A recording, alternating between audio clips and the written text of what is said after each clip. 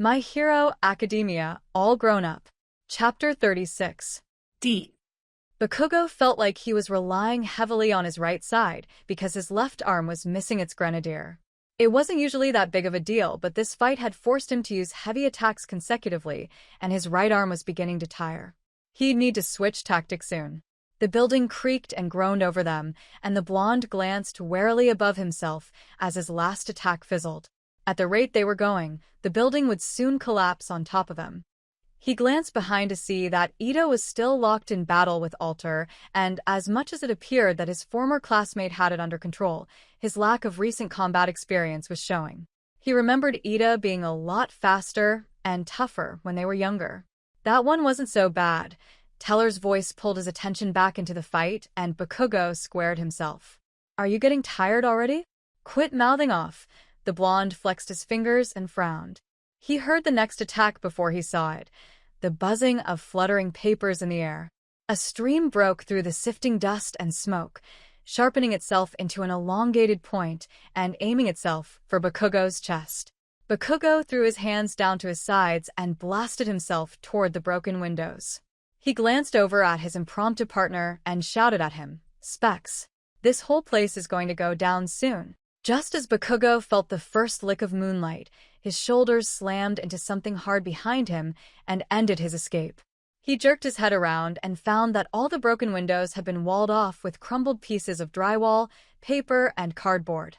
Thinking quickly, the blonde pivoted his body midair and brought both palms up to break through, but he didn't get the opportunity before the paper walls turned to seamless metal. "Fuck!" Bakugou grit his teeth and tried to twist himself around again. "Got you." Teller's voice had a taunt in it while the swarm of paper chasing the blonde finally caught him. They whipped around him and raked over his body. Bakugou felt the subtle cuts everywhere as they tore through his costume and skin. Even his ears were stinging from the attack. All right, Bakugou felt a pit of rage open in his stomach, a pit he hadn't accessed in a long time.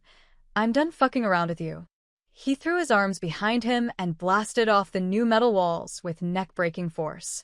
He savored the slight surprise on Teller's face when he flew up to him with newly increased speed.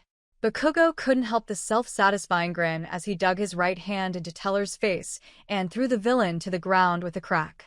Just as an explosion began to ignite within his palm, Teller's hands grabbed onto the grenadier around his arm and held tightly. Bakugou's mouth fell open a half-inch and cursed as everything with a paper texture in the room jolted at him with alarming speed. Shit! Bakugou barely managed to singe Teller's hair by the time he was being attacked. He knew that Teller was attempting to swallow him up in the fray of paper, so he instinctively tried to jerk away and escape. Just as he moved to do so, Teller's grip on his arm tightened hard, and the villain's legs kicked up and wrapped around Bakugou's waist, throwing the blonde down perpendicularly. Many alarm bells began to ring wildly in Bakugou's head as he felt himself hit the ground. By that point, paper was beginning to latch onto his arms, legs, and neck. Teller was attempting to pin him down and suffocate him. He needed to escape this hold quickly, or he'd be consumed. Bakugou glanced to his right and found that Teller had managed to remove his head from Bakugou's grip, but the villain was still in close proximity. He needed to get himself away from all this paper, and while it may be somewhat self-destructive, there weren't many options left for the blonde. Rah! Bakugou hyped himself up with a battle cry as he fired off the strongest explosion he could muster in the limited time he had. It rocketed both he and Teller across the room, and Bakugou immediately began grappling with the villain in the air. They had mere seconds before they were thrown into the metal walls that Alter had manipulated, and Bakugou wasn't going to be the one to hit the wall first. Teller ground out a few incoherent words of irritation as Bakugou grabbed him by the back of the neck and forced him to release his leg's vice grip on the blonde's torso. In one swift movement, Bakugou had freed himself and he hurled the villain away so he could blast 2 explosions against the metal wall to break his landing. Teller did the same with his quirk's use. The ceiling tiles that had crumbled around them lifted to life to gently catch the villain before he hit the ground too hard. Teller stood up and swiped back his hair that had come loose during the fight and stripped himself of his tattered blazer. "I must say, Ground Zero, I'm impressed. You're putting up a better fight than I had hoped you would." Bakugou landed on the ground and immediately hunched over. His legs were starting to quiver with the demand of the fight, and his arms were spent. Being one grenadier down was costing him a lot of effort and power, but worse than all that were the paper cuts. They were everywhere, and they all hurt and bled. Ooh. Teller dabbed a finger against his lip and frowned. Looks like you got me. He pulled away his finger to show his busted lip and examined the blood on his finger. Bakugou didn't bother looking as he took stock of himself. He felt a searing pain on his right side and brushed his fingers over the tender spot.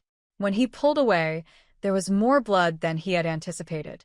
If this fight didn't end soon, then it could turn into a big problem for him. His biggest problem was the fact that Teller's cohort had walled them into a building that would inevitably collapse on top of them all, and it also prevented other heroes from being able to back them up. He briefly wondered if there were any outside trying to find a way in. Listen, Teller drawled, but his eyes were lit up with a dreadful glint. Clearly Cho isn't here. You haven't attempted to stop me from destroying the building, so I believe that's a safe assumption. If you tell me where she is, I'll spare your life. I didn't come here to pick a fight with you, Ground Zero. That's Viper's job. I just want to take my daughter home. Bakugou winced slightly as he jerked himself toward Ida and found him slumped against the wall with Alter standing above him. The speed hero looked utterly spent, and Bakugou couldn't help but feel disappointed. Would he really have to carry this entire battle on his back? The blonde ignored the villain speaking to him and used a bit of his precious energy to catapult himself over to Ida. Alter didn't seem to mind him as she turned around and meandered her way across the shambled room to meet up with Teller. She gave the blonde a passing smirk as he went past her. Specs. Bakugou dropped down to one knee beside his counterpart. You need to get the fuck up. Bakugou. Ida blinked at him and heaved a breath. I don't think dash. Get the fuck up. Bakugou spoke again with a stern tone. I really dash. Get the fuck up now. I'm just dash. Get the fuck up.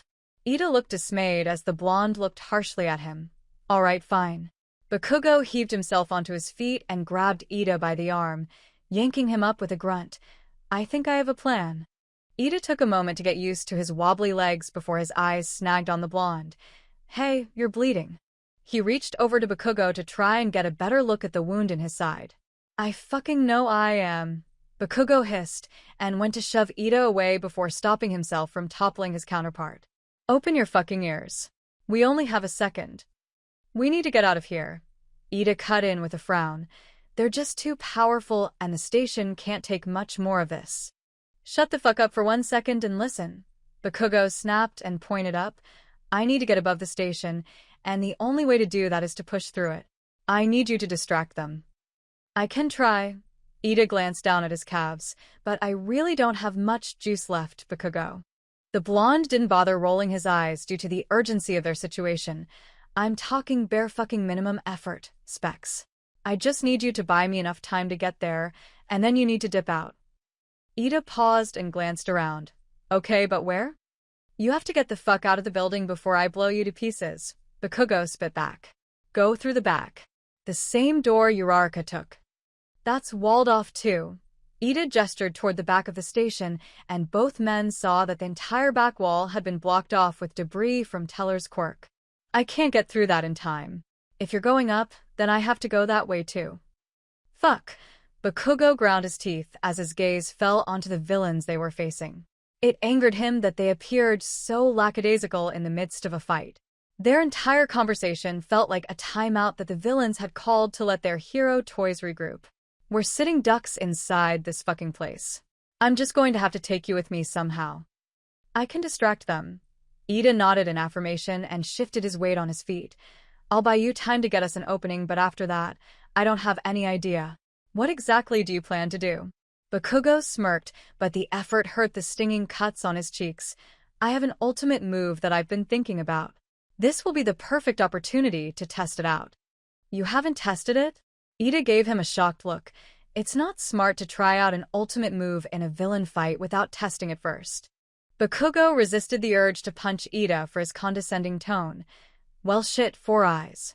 If you have a better idea, I'm all ears, but if not, shut the fuck up and distract those shitheads. I'll get through and find a way to get us both out of here. Ida paused to consider him before solemnly nodding. You're not in any shape to be pulling off ultimate moves like that, but I've seen you do dumber things, bakugou. I'll have your back this time, but just know that if I had the choice, I would have said no. Yeah. Bakugou winced as he jerked his body around to glare at the speed hero. I hope those chicken legs of yours are warmed up, Specs. Get a fucking move on. Ida sniffed uncomfortably before the jets in his legs lit up with a bright blue, and he turned toward the villains. I'm counting on you, bakugou. Shut the fuck up and go. Bakugou shook out his arms and looked up at the heavily damaged ceiling. I've got work to do. He heard Ida take off, but he didn't look after him. Instead, he jostled the grenadier on his right arm to get a feel of how much sweat he had stored up before pointing it upward. Here goes nothing. The kickback from the blast made him grimace, and the dust from the falling debris made it hard to breathe. The building rattled as bakugou went to work firing shot after shot through the cement structure, holding the roof up. The wound in his side was growing more painful by the second, but he shoved the pain aside in his mind. If he didn't do this, then he and Ida were royally fucked, and he didn't want to be remembered as the guy that died alongside a police consultant. After all, he had too much to live for now. Bakugou roared and threw everything he had into breaking through.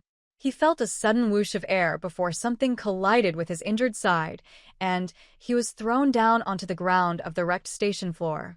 Sneaky. Bakugou couldn't help the agonizing groan from crossing his lips as he rolled haphazardly across the floor before slamming into one of the metal walls. His head spun, and the searing pain in his side couldn't even bring a curse to his lips. Nice work. Teller's voice called again, and Bakugou blinked his eyes open to see that the villain was standing underneath the gaping hole in the ceiling. His gaze slowly found Ida pinned to the floor with what he could only assume was glue of some kind. A voice screamed in his mind to get up and fight. He had to save Ida and himself and somehow complete his plan, but the effort that it required felt like too much. Everything hurt, and he was bleeding in several places now. The window of opportunity had closed, and the battle was lost. Giving up already? Teller's taunting tone barely registered in the blonde's mind. I thought that Ground Zero of all people would be a little tougher than this circus show. Bakugou fought for breath in his lungs, but his injuries made him see stars. His fight response urged him to get up, but his limbs just couldn't seem to do it. Blood trickled down his forehead and sloped down his nose before dripping off his face. Everything hurt too bad to move again, and his arms felt like they weighed a ton. He'd messed up somewhere during this fight, but his mind felt too foggy to figure out where and how. A big part of him simply relaxed and accepted that he couldn't move anymore, and he was tempted to give in completely. I'm angry with you. Bakugou felt a twinge of frustration in his chest. Of all the times to think about her, now wasn't that time. All he did was think about her day in and day out, and right now, she should be the last thing on his mind.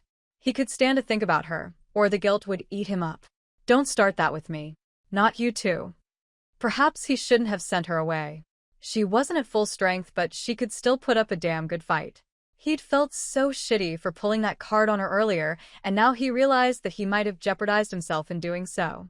He wished she was here right now so he could see her stupid smile. We haven't really talked that much outside work, so I guess I was just... Never mind. Again, he found himself wondering why he ended things with her. His career? Fuck his career, right now. He'd give anything to go back in time to the moment that he told her about Edshot's rule and tell her that he's willing to continue seeing her until they could figure something out. I don't want either of us to transfer. Fuck, he should have just transferred. Whatever it takes to keep from admitting that you like me. He'd admit it right now. I like you. He thought back to the moment he heard those words, and fuck, he liked her too. All he could think about was hearing her say those words again. I'm angry with you, but I'll go. Make sure you live long enough for me to yell at you for this. For fuck's sake, Bakugou huffed and tried to move. The effort made him dizzy, but he persevered. If he died here, then he'd never hear the end of it from her. But that was just the tip of the iceberg. He had to know what it was like to truly be with her. He didn't go through all that emotional bullshit to come up empty-handed now. No, he was ground fucking zero, and he'd be damned if one small-time villain with a fancy little paper quirk did him in. He had to get payback on Viper first. He had to transfer agencies first. He had to try out his new ultimate move first. He had to kiss Uraraka again before he died. So he got to his feet and grinned. Oh. Teller held out his hands and smiled back, but Bakugou caught the slight falter in it. This villain was running out of ammo, and even though he had a fancy little sidekick with a manipulation quirk, there was some sort of catch that had the villain worried. I'm not done yet. Bakugou spit out the blood in his mouth and wiped his chin, and now I'm really fucking mad. Teller gave him an inquisitive look. Do you hear that, Alter? Little Katsuki is mad. Oi! Bakugou shouted across the room. 4 eyes. Ida turned and looked at the blonde, an apologetic look on his face. He grimaced when Bakugou held up his single grenadier and shook it out. Brace yourself. Bakugou cackled as he dropped down into a familiar stance. AP shot. Teller laughed at the blonde's pathetic attempt to release his cohort, but his smile fell when at the last second, Bakugou whipped the grenadier around and fired off the shot in his direction. The villain didn't have the time to escape and simply stood there dumbly. Teller. Alter's voice was the only thing anyone heard outside of the explosion. Bakugou caught sight of her running toward Teller, and an inkling of an idea began to form in his mind. I've had about enough of you. Bakugou growled out once the AP shot had cleared, and he turned both of his palms onto the she-villain. He fired off 2 consecutive explosions and winced at the aching in his forearms. He didn't have many explosions left in him, but he'd go all out until he couldn't anymore. Alter barely managed to dodge the shots, and she was forced to retreat away from Teller again. Bakugou didn't waste the opportunity and pushed himself after her. His speed was down, and his reflexes felt muddy, but he didn't have any other options with Ida tied down. Running is pointless. He used one hand to propel himself forward quickly and found himself beside Alter in the span of a second. The building shuddered over them, but he didn't pay it any mind when he blasted the space in front of her and forced her to pivot to the right. Once she had moved, Bakugou used his other hand to blast himself to her opposite side to catch her off guard. A barrage of paper whipped him from every direction once his hand reached for the woman, and Bakugou knew it was Teller's doing.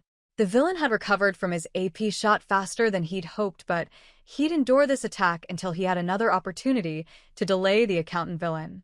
Bakugou snagged Alter on the shoulder and hurled her against the metal walls she had made. She hit it with a sickening thud, and he quickly followed it up with 2 more explosions aimed directly at her. Leave her alone. Teller's tone was warped with anger and desperation, and Bakugou felt the paper attack on him intensify. The blonde grit his teeth and turned his body around to fire off another AP shot at Teller, so he could buy time to escape the paper tornado. He went to work burning all the bits of cardboard and scraps of paper around him before whipping himself around again and firing off 2 more explosions at Alter. Without her, you're fucked. Bakugou could taste the blood in his mouth as he shouted out the words and saw the figure of the woman duck out from behind the clouds of smoke. His hands followed her, but his eyes snagged on the metal walls behind her. They looked cracked, and bits were beginning to fall off and flutter to the ground like paper. Bakugou. Ida's voice demanded his attention, and the blonde turned around to see that the glue that was holding Ida down was liquefying and then beginning to taper off of him. The blonde grinned victoriously as realization dawned on him. Focus your attack on her. Ida begged his exhausted legs back to work and slowly rose to his feet. He could barely jog at this point, so he would only put his quirk to use in the instance of an attack. Here. Bakugou caught the command and blasted the space diagonally of Alter, and it threw the woman across the floor toward his teammate. Ida fired up the engines in his legs to land a kick on her back and sent her flying back into the metal walls before an explosion followed it up. A presence behind Bakugou caught his attention, and he whipped around quickly.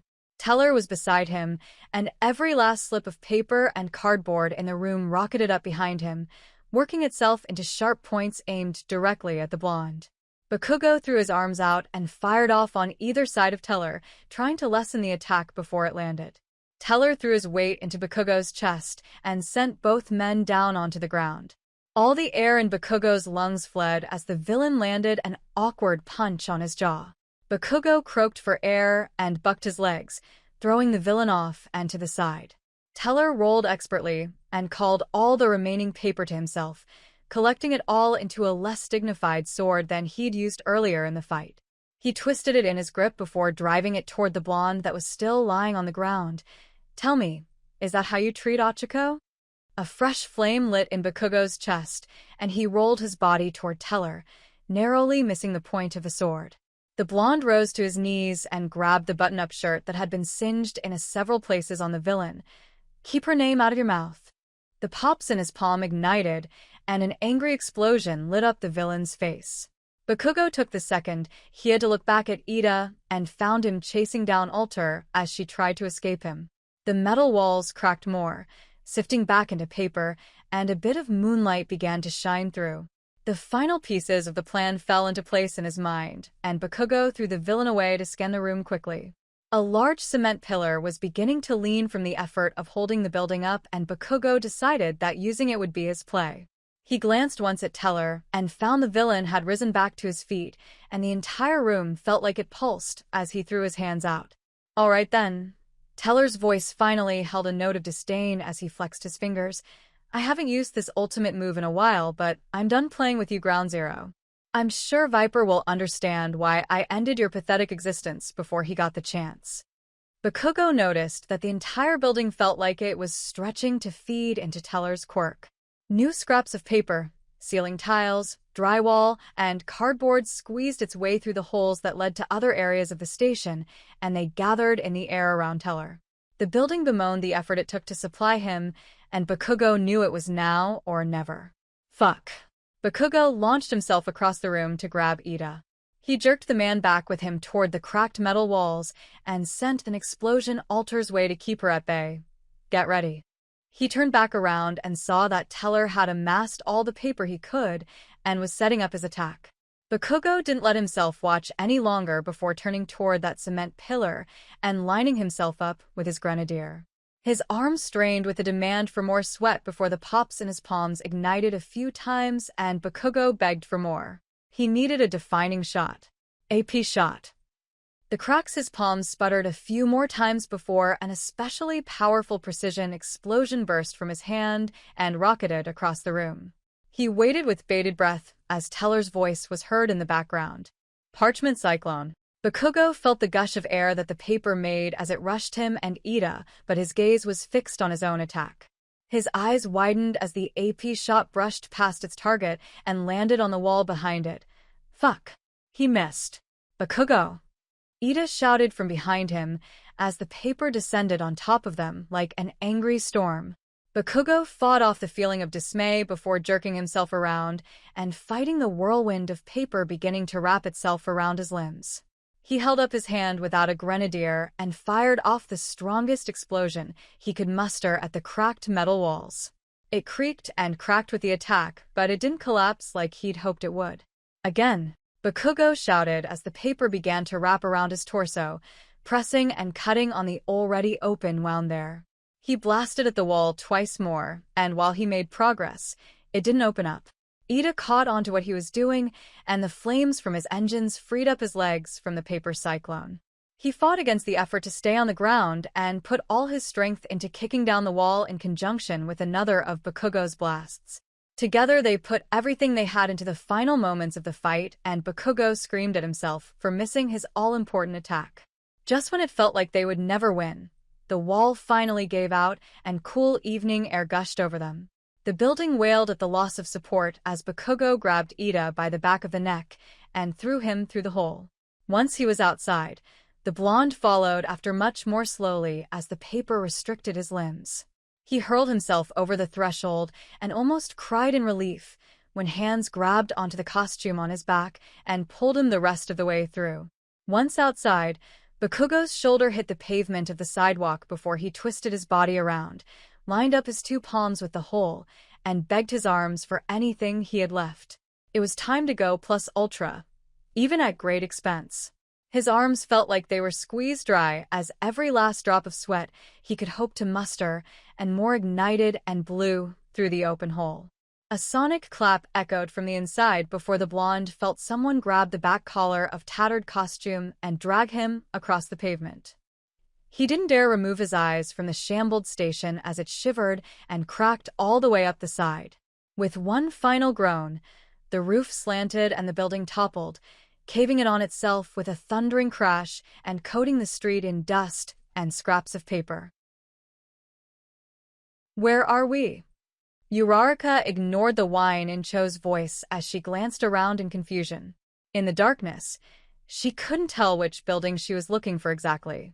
The late hour of the night had muted all the colors she'd usually navigate with, and she struggled to remember a landmark that would remind her where she needed to go.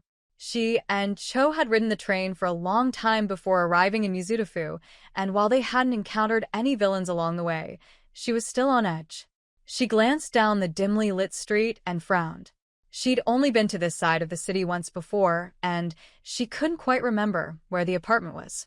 The area was too bougie for her to explore before, and she felt hopelessly lost. Can you please take these off? They're really hurting my hands now. Uraraka blinked herself back to the situation at hand and turned to look at the girl standing beside her. I'm sorry, I know they hurt, but we're almost there. Where are we even going? Cho puffed up her cheeks and gave the brunette a miffed look as she adjusted her bound hands. Uraraka sighed. We're going to see a good friend of mine. She turned back toward the street to look again. It would have been a lot easier to have her phone on her, but she'd left it back at the police station in her hurried escape. She really hoped that Ida and Bakugou were all right.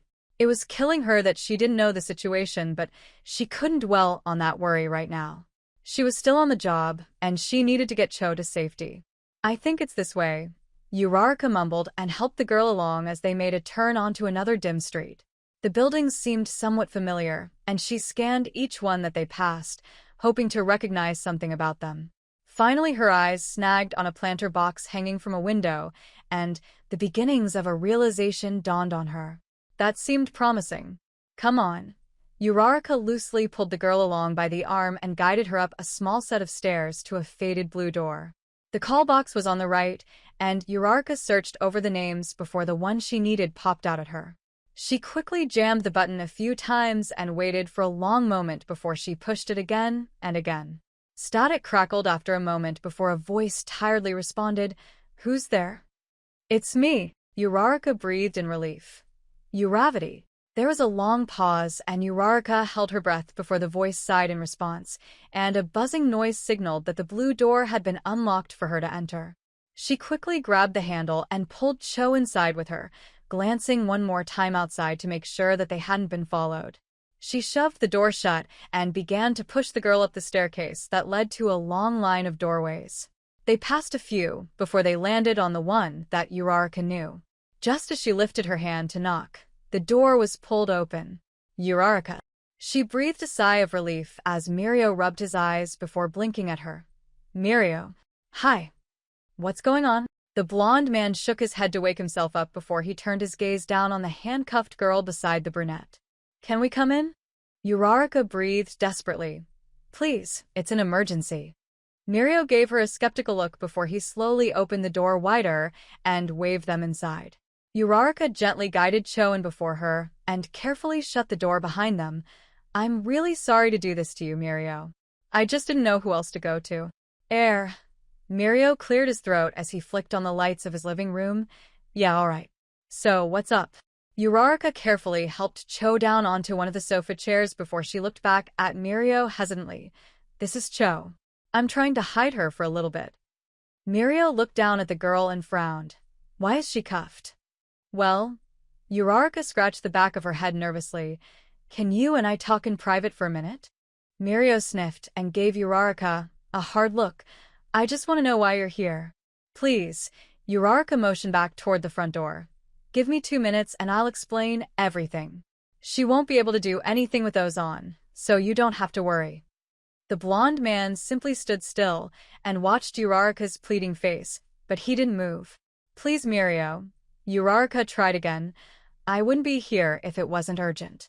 Give me a chance to explain in private. You'll understand. Mirio crossed his arms and considered her request before nodding once and leading the way back toward the door. He stepped outside and watched as Uraraka quietly shut the door behind them. What's going on? Again, Uraraka breathed in embarrassment. I'm so sorry to do this to you, but I need somewhere for Cho to lay low for a while. Who is she?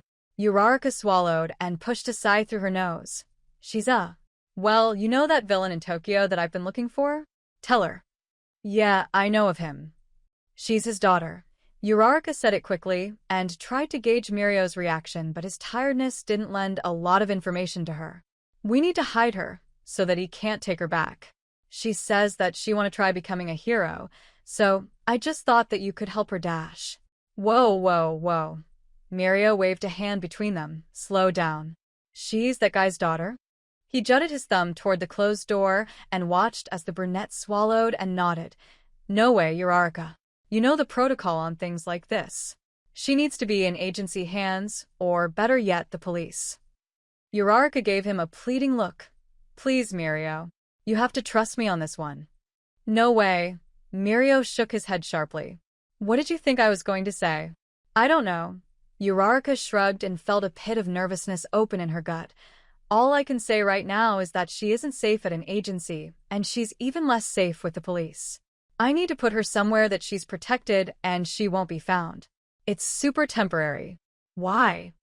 Mirio pressed back, waking up from his sleepy haze. What makes you think she would be safer with me than at an agency surrounded by heroes? If she's really Teller's daughter, don't you think that she needs to be properly questioned and cared for? And that's not even touching the topic that you haven't spoken to me in weeks, Uraraka. Now you suddenly show up at my house in the middle of the night with a teenage villain and ask me to look after her? What the hell? Yes, I know, and I'm sorry about that. Uraraka pushed the second topic aside, but Teller will stop at nothing to get Cho back. I captured her earlier today, and Teller raided the police station to try do just that. I left with her before he could, but I still don't know what happened with Dash. Hang on. Mirio silenced her with a swift hand motion. A police station raid? I think I saw that on the news before bed. Uraraka dropped all the other subjects on her mind and grabbed Mirio by the arm. What happened? Is everyone all right? Mirio shrugged. I don't know. I was tired and didn't finish watching it. I turned it off and went to bed. Uraraka reached for the door handle but stopped herself as she was reminded of why she was there. Mirio. She turned and gave him a serious look. This is important. Cho needs to lay low so Teller or Viper or whoever the heck looks for her can't find her. I couldn't think of anywhere safer than you and UA. I need you to back me up on this, please. That poor girl has nowhere else to go, and she put her trust in me. I don't have a backup plan here. Mirio met her gaze and searched it. Breaking protocol could cost me my hero license, Uraraka. Maybe even my job. You just being here right now could cost you yours. I know that. Uraraka pressed desperately. Just give me one day, Mirio. It will give me a chance to come up with a new plan. I just need a little time. Mirio took a deep breath and closed his eyes reluctantly. All right, fine. You have one day, Uraraka. I'm only doing this because it's you asking me, but don't think that you and I aren't going to have a long talk in the morning. You owe me a lot of answers. You'll have those answers, I promise. Thank you, Mirio. Uraraka breathed in relief and went to pull him into a hug before he stopped her. She gave him a curious look, wondering why he seemed so cold to her. Mirio met her gaze with a pained look before he reached for the handle on his door. I want to talk to this girl first, though. I don't want a villain's daughter trying anything in my own house. Gosh, I really can't believe this right now. That's fair enough, Uraraka replied quietly before following him inside. But before that, can I please look up what happened with the police station? I don't know what happened yet, and I really... She couldn't finish the sentence as she remembered how she left Ida and Bakugou by themselves. Please. Mirio glanced over his shoulder at her as he slowly wandered back down the hallway. I get it, Uraraka. Here, he wandered away into another room before coming back with his phone and handing it to her. Go ahead. He turned to the teenage girl on the sofa and sighed. Do you want some water or something? Have you eaten? Uraraka hurriedly opened the internet browser and Googled the police station. The news was still breaking, but the first headline that she read said, Tokyo's 71st police station collapses amid hero versus villain brawl. Her heart sank as she clicked on the link and saw some photographs of the aftermath. The police station was in shambles, and she gulped while she scrolled down to the article and began skimming it for the names of her comrades. It's unclear how the confrontation between heroes and villains began in Tokyo earlier tonight. It was apparent after some time that the heroes inside were battling with a high-value target. A police officer that wishes to remain anonymous said that before the battle began, the heroes known as Ground Zero and Ingenium were on the scene and advised him to evacuate before a prolific Mamushi group villain arrived. Support heroes from other agencies were unable to get inside the building during the confrontation that was believed to be between the heroes and a villain only known as Teller, the suspected accountant for the Mamushi group and a personal friend of Viper.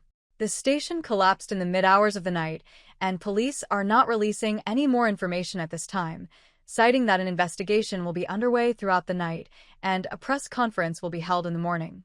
This story is being updated as information becomes available. Uraraka didn't realize that concerned tears had gathered in her eyes before she closed the article and opened up the telephone app.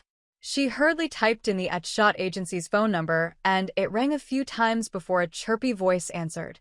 "Thank you for calling the Etshot agency. This is Bright speaking." "Bright." Uraraka breathed and spoke quickly. "This is Uravity. Is Etshot available?" She hummed and cleared her throat. "He's not in right now. Can I take a message?" "No." Uraraka choked on the words. "What about Ground Zero or Red Riot?" There was a pause before Bright answered. "They're actually day shift heroes, so they won't be in until the morning." "I know that," Uraraka replied in frustration. "I just need to know if Ground Zero is okay." The girl on the other end seemed to be put off by Uraraka's commanding tone. "Well, I'm afraid I can't give out that information." "This is Uravity." Uraraka nearly shouted into the phone. "I work at the Etshot agency with Ground Zero. I was at the police station earlier tonight, and I really need to know. Is he okay?" The girl cleared her throat again, and Uraraka could hear her clicking keys on a keyboard in the background. "I'm sorry, Uravity. I didn't realize that it was you. Let me transfer you." Uraraka breathed a sigh of relief as the hold music began playing before the phone began to ring again. After a few seconds, the phone was picked up and answered by a voice she knew well enough. "This is Earthworm." "Earthworm." Uraraka choked back a worried sob. "It's Uravity. Are you with Bakugou?" "I'm on my way to him right now," Earthworm replied with a concerned tone. "Are you alright?" "Where are you?" "I escaped." Uraraka breathed back but pushed through the next question. "Is he alright? Do you know?" "Yeah," Earthworm replied, but his tone wavered. "He made it out with Ingenium, but that's all I know right now. I'm actually on my way to the hospital as we speak." "The hospital?" Uraraka couldn't stop the shock in her tone. "He's in the hospital?" Earthworm was silent for a moment before replying. "Yeah, he is. Ingenium too. I really don't know anything else yet, but I'll be there soon. I can have him call you if you want." "Yes, please." Uraraka couldn't help the desperation in her tone. "Have him call me right away. I don't have my phone though, so could you have him dash?" "I got you." Earthworm spoke back warmly. "I understand. Don't worry, Uravity. Ground Zero is one tough son of a bitch. I'm sure he's just fine, and maybe a little banged up. You know how he is." Uraraka wiped her face and tried to calm down. "Yeah, you're right. I know what you mean. He's alive, so don't get all worked up." Earthworm's tone held a chuckle that didn't really take. "But I'll have him call you as soon as I can, I promise." "Thank you." Uraraka mumbled and sniffed her nose. "Thank you so much. Or you could just come down here yourself." Earthworm spoke up again. "He's at the same hospital you were at a few months ago, the University of Tokyo." Uraraka felt a nervous pit in her stomach. "I wish I could, but I'm not dash." She stopped herself and sighed. "I'm busy handling something right now. Could you just have him call me?" "Will do," Earthworm replied. "Are you alright?" "I'm fine." Uraraka glanced up to see Mirio giving her a passive look. "I have to go. Just please have him call me right away." Earthworm was quiet for a long moment. "Alright. Do you need any help?" Uraraka shook her head before she realized that Earthworm couldn't see her. No. I'll be fine. I just need to talk to Etshot sometime tonight. If you see him, let him know that I'll be calling in again for him." "Got it." Earthworm replied affirmatively. "Let me know if you need anything, Uravity. We're all in this together, you know. You don't have to do shit on your own." Uraraka felt Mirio's expectant stare intensify. I really have to go. Just have Bakugou call me as soon as possible. Thanks, Earthworm. She hung up before he got a chance to get in a response and moved to slump down in the chair beside Cho. Sorry about that. No problem. Mirio stood in the living room with his arms crossed. Now let's talk. So that's it for today. If you liked the video, leave a like, subscribe, and activate the notification bell. And if you want to contribute to the entire story being illustrated, just read the information in the description below.